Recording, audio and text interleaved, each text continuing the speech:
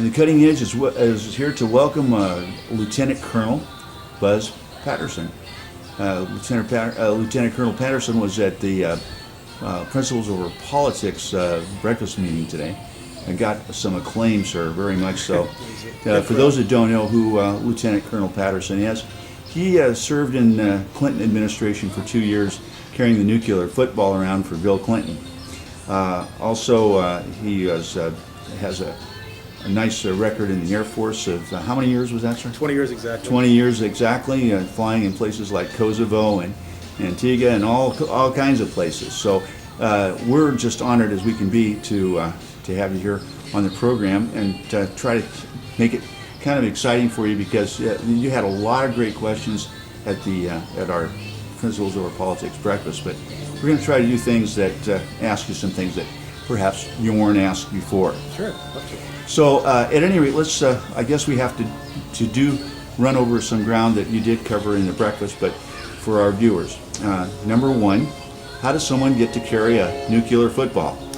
Well, that's a good question. Actually, you can't apply for the job. They come and find you. And I was one of 6 that was the White House. Went to the Department of Defense, went through records. They were looking for operators, pilots in my case, to interview for the position. I received a phone call from the White House asking me to come out and interview. This was in the fall of 1995. And it was a 3-day process, a lot of background checks, a lot of security type questions, and was offered the position and became President Bill Clinton's military aide, Air Force aide, beginning in May of 1998.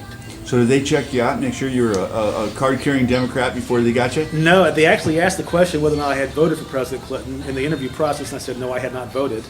That was about all they asked in terms of politics. They asked a lot of questions about how I would handle certain things. Of course, you have to have the highest security clearance to be the military aide. You have to have the same clearance the president has, because you handle a lot of the same paperwork he handles, a lot of the same issues, a lot of the phone calls that you're call screening for the president. Sometimes you're listening in, taking notes. So you have to have the same security background check that the president has. So most of it was about my background. They did look at like credit card, where I was spending my money. They had my tax returns, those kind of things, making sure I did. Okay. Well, one of the things I was going to ask you about, though, is that when this job came up, did you know about it? Did you hear about it? You didn't apply for it. It was just a call in the night. It was. And if you'll repeat how that happened, I think that's kind of an interesting story. Sure. I was an operations officer, which means I was in charge of the flying operations for Air Force Flying Squadron at Travis Air Force Base in California, Northern California. I was in my office one day, the phone rang, and it was the White House. It was somebody on the other end of the line saying that they were from the White House, calling me to find me and see if I would be interested in the job. I thought it was a friend of mine pulling my leg, so I hung up on him. The phone rang again, and it was in fact the White House asking me to come out to D.C. and interview for the job, which I did a couple weeks later. We're gonna fast forward here, because it's always interesting how you go through 2 years. And what years did you serve in the White House? I arrived there in 1996 and left in May of 1998. Okay. Now, after you went through this, there's a lot of fast forward after that, and so the last 10 years, you're a well-known author, and you're just releasing your 3rd book. Is that right? That's correct. First one was called Dereliction of Duty. Right. Second one was called Reckless Disregard. Reckless Disregard, and the third one's called War Crimes. At any rate, you had three books out there. Did you retire from the Air Force after that? I retired actually before I wrote my first book. I retired from the Air Force in 2001. Ironically, just prior to 9/11, retired from the Air Force to go fly for Delta Airlines as a pilot. 9/11 happened, and I realized that a lot of what I had experienced in my time in the Clinton White House was resulted in 9/11. So I started writing my first book, Dereliction of Duty, immediately after 9/11, basically. So I was already out of the Air Force, and Dereliction of Duty was released in 2003. Well, you can answer a technical question for us here.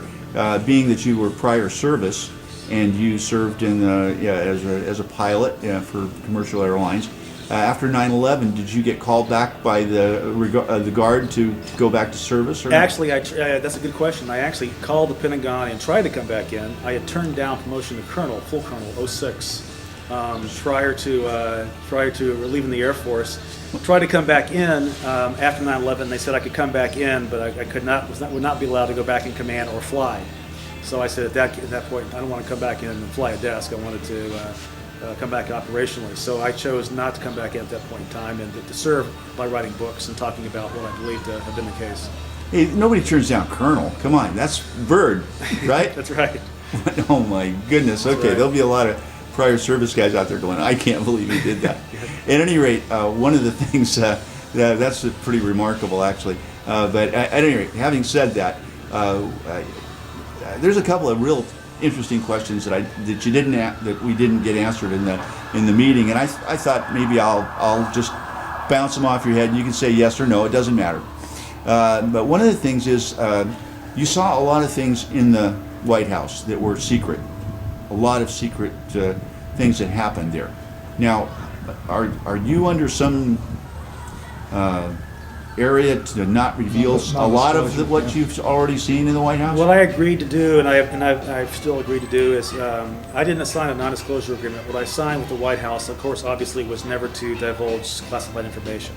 And I have not done that. I talk about my experiences, those things that were personal experiences, and I don't go into the classified nature of surrounding those situations. So the only thing that I am still beholden to, obviously, is not divulging state secrets. And because I think a lot of those programs I was involved in the Clinton White House are probably still in place for the current administration and the next administration. So I talk about my personal experiences, things that I personally witnessed or was involved in.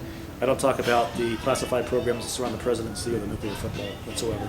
Okay, now let's move this this is going to be challenging for you, Colonel, because I want this. This is not an easy thing going on the cutting edge. One of the things also that people are going to come to say is that you were under some moral responsibility to not divulge what you saw about personal habits and things that happened in the White House. Can you explain, because you did a little bit in the breakfast, explain why there was some kind of conflict going on over the moral aspects of the administration that you were watching? That's a great question. I'll tell you quite frankly that I went back and forth about whether or not to talk about these things and to write my first book. I really felt, again, I felt a twinge of guilt in doing it. But I talked to a former mentor of mine who's at the time a two-star general in the U.S. Air Force, and he and I had this conversation. I said, "Sir, am I doing the right thing? Am I doing the wrong thing if I do talk about this?" He said, "Well, let's look at it this way. Is it more important that you're loyal to a former boss than it is to be loyal to yourself and be loyal to your country?" Right. And that pretty much put it in perspective to me. It was more important for me to be loyal to myself and to my nation than it was to a former president. Now, if President Clinton had been in office at the time, I would not have written this book. But he was already a former president at the time, so he was not a sitting president. And I think it's important for Americans to understand what did happen in those years.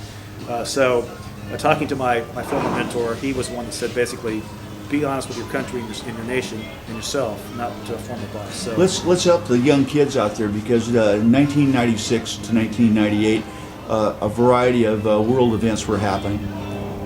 Can you sort of mention a few in passing that you experienced during your tenure? Sure. Well, one of the most foremost, of course, was that we really had been attacked several times already by terrorism, going back to 1993, the first World Trade Center bombing, which occurred about 1 month into President Clinton's first 4 years in office. And then in 1996, we also had the Khobar Towers bombing in Dhahran, Saudi Arabia, where 19 U.S. airmen were killed. That's sort of the beginning of what I think really was the real war with Al-Qaeda, was the summer of '96. If you recall, we were attacked there. In 1998, we were attacked, our embassies were attacked twice in Africa, both in Kenya and Tanzania. Several hundred people were killed and hurt in those bombings. Okay, let's clear something out here, because there's so, the Americans in general, they go, those are bad guys and these are good guys. They like to simplify these right. things rather than to make it a possible, issue. So what I'm going to mention to you is this. You've got Al-Aqsa Brigade, you've got Hezbollah, you've got a variety of different terrorist organizations. Right. How did we know that this was Al-Qaeda? We knew of Al-Qaeda. We were able to connect the dots to Al-Qaeda in the first Trade Center bombing in '93 by about '95. We also did they just take responsibility for it, or? Well, we made the connections between Ramzi Youssef, who was the mastermind behind the first Trade Center bombing in '93, and We also, in 1995, had a great stroke of luck, I guess it was. The Philippine police raided an apartment in Manila, Philippines in the fall of 1995 that Ramzi Youssef was planning what was then called Operation Bojinka, which was a plot to hijack a bunch of commercial airliners over the Pacific and blow them up. Through the Philippine police actually stumbling upon Youssef's computer, his laptop, and these plans, we were able to connect the dots to Al-Qaeda, at that time Bin Laden. And we knew about Bin Laden and about Bin Laden's plots in December of 1996, so we were putting it all together. Ramzi Youssef, this is another name that maybe people miss. What number was he in the Al-Qaeda organization? What was he doing there? Well, Ramzi Youssef was probably their foremost operations bomb maker guy, and also tightly involved with Khalid Sheikh Mohammed, whose name should ring a bell to most of your watchers as and well. Where are they now? Where are these guys now? Well, both those guys right now are in Supermax prison in Colorado. So Okay, let's not waste our time on that. I was just trying to bring some little clarity to the people so they know the players involved and how you knew it, and how whether we're in fact we really are identifying Al Qaeda as opposed to Al Aqsa Brigade or the Palestinian Liberation Front or some other organization. Okay, now having said all that, you were here. You are at the White House. Also going on is, of course, the Monica Lewinsky and what else is called? Someone is being. Were you there during the when they were trying to get Clinton out? I left just prior to the impeachment proceedings in 1998. So I left in the spring of 98. But you were there preliminarily to the impeachment. Sure was. And so, at any rate, can you tell us? I hate to use this. What do you call it when you talk about things that they're probably not so wonderful? But the relationship that you had, or the knowledge you had about Monica Lewinsky. Well, it goes back to my first few weeks in the position. Actually, back in 1996, I saw an intern that had unusual access to the Oval Office. Let's put it that way. It was Monica Lewinsky. And I was asking around some of the Secret Service agents about who she was and why she was there. And how long has she been around? She'd been around at that point for a couple of years. In fact, right about that time, the White House, the people who were trying to protect the president, had her reassigned to the Pentagon. But she still was visiting the Oval Office quite frequently, even though she was still, at this point now, working at the Pentagon. So. But you actually saw her. Oh yeah, quite often actually. And you said that she, in the breakfast meeting, you mentioned she was also aboard Air Force One. Is that right? Yes. At least one manifest that I'm pretty certain about. So. Any other players that we should know about that were visiting the president at the White House?